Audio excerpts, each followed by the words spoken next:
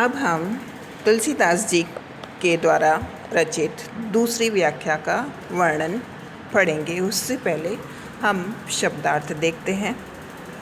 हंसी, हंसकर, जाना, समझ में। आप इसको उत्तर पुस्तिका में लिखोगे शब्दार्थ को, अन्यथा व्याख्या समझ में नहीं आएगी, आप भूल जाओगे। हर एक शब्द का अर्थ आएगा तभी लाइन वाइज आप समझ पाओगे कि किसका क्या अर्थ है। फिर से बोल रही मैं, हंसी, हंसकर, जाना, समझ में, का, क्या, जून, पुराना, तोरे, तोड़ने से, नयन, नवीन, नया जो होता है, भौरे, भ्रमर, धोखे में, ब्रह्म में जिसको कहते हैं, छुअत, छूते ही, काज, कारण या काम, करिय यानी करते हो, कथ यानी क्यों, रोसु यानी क्रोध, चितई यानी देख कर, परसु यानी फरसा, औरा यानी और तरफ, सठ यानी मूर्ख, धूर्त, स्वभाव यानी स्वभाव, बोली यानी जानकर, बदहु नाही नहीं मारता, जड़ यानी मूर्ख, बाल ब्रह्मचारी यानी बचपन से संयमपूर्ण जीवन बिताने वाला, कोही यानी क्रोधी, विस्मित, विदित यानी संसार भर से मैं ज्ञात, क्षत्रिय कुल यानी क्षत्रियों के वश का, द्रोही यानी शत्रु, भुजबल यानी भुजाओं के बल पर, पराक्रम से, भूप राजा,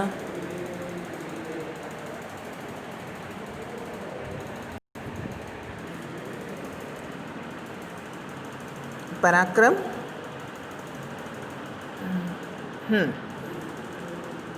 से हो गया, ठीक है।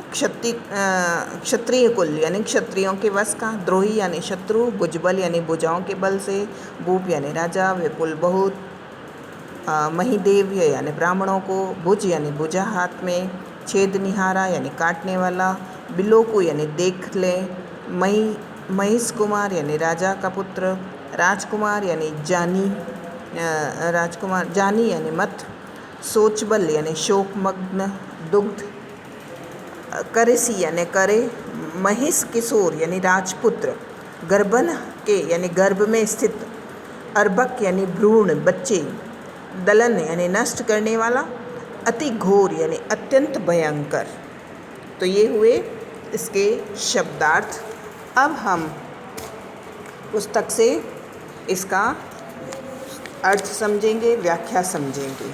सबसे पहले आपको मैंने बताया कि प्रसंग लिखना है, उसके बाद संदर्भ लिखना है, फिर आपको व्याख्या शुरू करनी है। मैं अब सीधे व्याख्या ही समझाने जा रही हूँ, क्योंकि प्रसंग के बारे में पहले बता चुकी हूँ।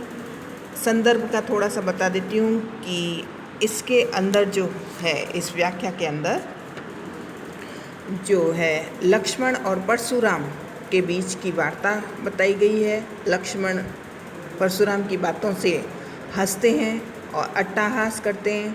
इस व्यंग्यपूर्ण बातों से जो रस या आनंद मिल रहा है उसको कवि ने अपने शब्दों में व्यक्त किया है। लखन कहा हंसी हमने जाना, लखन कहा हंसी हमने जाना, सुनो देव सब धनुष समाना। लक्ष्मण ने हंसते हुए परशुराम जी से कहा, ठीक है, लक्ष्मण ने हंसते हुए परशुराम जी ने कहा, सुनो देव सब धनुष समाना। हे देव, हमारी समझ में तो यह आता है कि सारे के सारे धनुष जो है एक समान होते हैं। का क्षति लाभु जुनु धनु तोरे, एक पुराने धनुष को तोड़ देने से क्या हानि और क्या लाभ। देखा राम नयन के भोरे, राम ने तो एक आँखों से थोड़ा भ्रम था, वो भ्रम के कारण उसको छुआ, उसको परखा और वह टूट गया। च्युत टूट रघुपति न दोषा, तो राम के छूते ही टूट गया, अतः इसमें राम का कोई दोष नहीं है। मुनि बिनु काज की करिय कत रोसु, हे मुनिवर, आप बिना कारण के इतना क्रोधित क्यों हो रहे हैं, क्यों कर रहे हैं।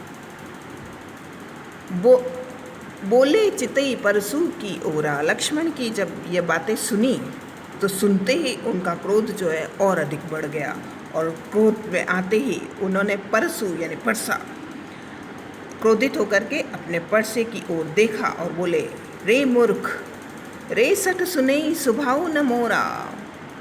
हे मूर्ख, अरे मूर्ख, तूने मेरे स्वभाव के बारे में अभी तक सुना नहीं है, अनभिज्ञ है तू।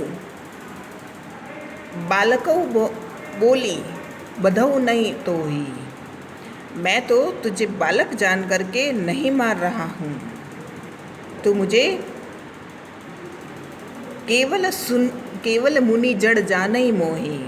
तू मुझे सिर्फ एक मुनि के रूप में ही समझ रहा है कि मैं एक साधारण सा मुनि हूँ, लेकिन मेरे अंदर के जो विचार है वो तुम्हारे प्रति क्या होते जा रहे हैं। हे बालक, तू अभी नहीं समझा। बाल ब्रह्मचारी अति कोई, मैं बाल ब्रह्मचारी और अत्यंत क्रोधित स्वभाव का हूँ।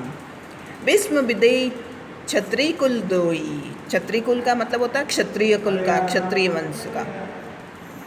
सारा संसार जानता है कि मैं क्षत्रिय वंश का शत्रु हूँ, द्रोही हूँ। भुजबल भूमि भूप बिनु किन्हीं, मैं जो है क्षत्रिय वंश का शत्रु हूँ। मैंने अपने भुजाओं के बल, भुजबल यानी भुजाओं के बल से धरती को कितनी ही बार राजाओं से रहित कर दिया है, यानी मैंने कितनी ही बार इस धरती से बहुत सारे राजाओं का वध कर दिया है।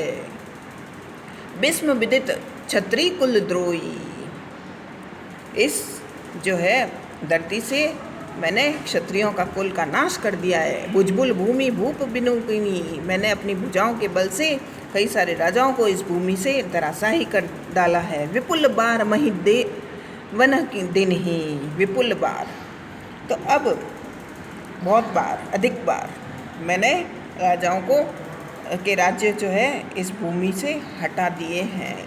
सहस्त्र बाहु भुज छेदनी, सहस्त्र बाहों की भुजाओं को काटने वाले परशु बिलोक मही कुमार, मेरे इस परसे को ध्यान से देख लो। ये वही परसा है जिससे इस धरती के क्षत्रियों को मैंने मार गिराया था। माँ तो पिता है जनी सोच बस, अरे राजकुमार, अपने माता पिता को शोक मग्न मत कर, यानी तुम्हारे मरने पर उन्हें दुख होगा, इसलिए तू ऐसी बातें कर मत कर। सी महिष किशोर, मेरा यह भयंकर फरसा गर्भ में स्थित बच्चों को भी नष्ट कर देता है। यानी माताओं के गर्भ में जो बच्चा है, मैं यहाँ से परसे से मेरा जादू जो तुझे समझ नहीं आता है, मैं उससे मार देता हूँ। परशु मोर अति घोर, मेरा जो फरसा है ये भयभीत क्षत्राणियों के गर्भ को भी गिरा देता है। तुलसीदास जी ने यहाँ पर अवधी भाषा का प्रयोग किया है, विशेष बता रही हूँ, अवधी भाषा का प्रयोग किया है, व्यंग्यात्मक शैली का प्रयोग किया है। इसमें आपको पता होना चाहिए सारी गुस्से की बातें, तो जहाँ गुस्से की बातें आती है, क्रोध की बातें आती है, वहाँ कौन सा रस होता है? रौद्र रस। और जहाँ कृष्ण जैसे हंसी की बातें करते हैं, वहाँ कौन सा रस आता है? हास्य रस। तो इन दोनों रसों का समावेश है यहाँ पर। यहाँ वर्णों की आवृत्ति बताई गई है, तो वर्णों की आवृत्ति से तात्पर्य क्या है यहाँ पर? अनुप्रास अलंकार। क्या हुआ यहाँ पे? अनुप्रास अलंकार। तो इसको आप उत्तर पुस्तिका में लिखेंगे, मैं आपको PDF में इसका लिखा हुआ भेज रही हूँ।